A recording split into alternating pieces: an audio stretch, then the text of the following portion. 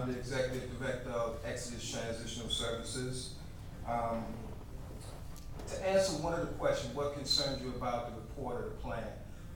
One of the things that concerns me is what happens to the men and women, whether they build a jail or not. What happens to them once they're released?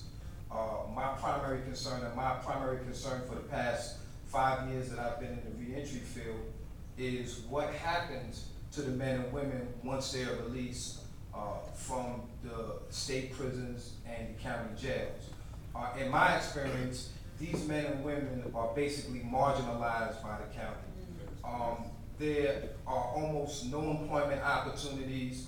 The social services are almost impossible for them to obtain, and a lot of them are homeless. And this perpetuates the recidivism. So one of the things that concerns me is when you talk about building a jail, what's being done about the after effects of what happens to these people once they get in jail, once they do their time, and once they're released. That is one of the things that concerns me. Specifically for employment, housing, and social services. People who come out and they have absolutely no family support and of course no social support, they become desperate and they do desperate things. And that's what adds to the count of these jails, and that's what makes the people in our community scared, and that's what perpetuates crimes.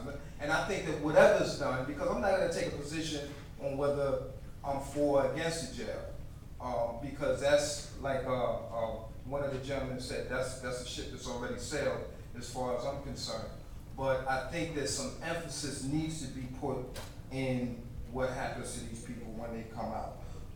The organization that I represent, Exodus Transitional Services, we have plans to bring the first reentry residential program to the Poughkeepsie area.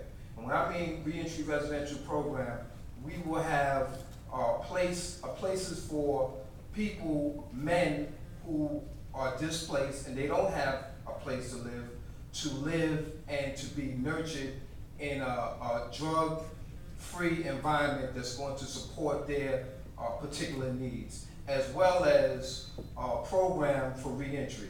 So that I hope that when you, Ms. Still and Mr. Christensen, when you guys incorporate your plan, I hope that you will also give some credence to what we're doing in Exodus Transitional Services and help us to help you in this process with the other side of what happens when people leave your jails. Thank you.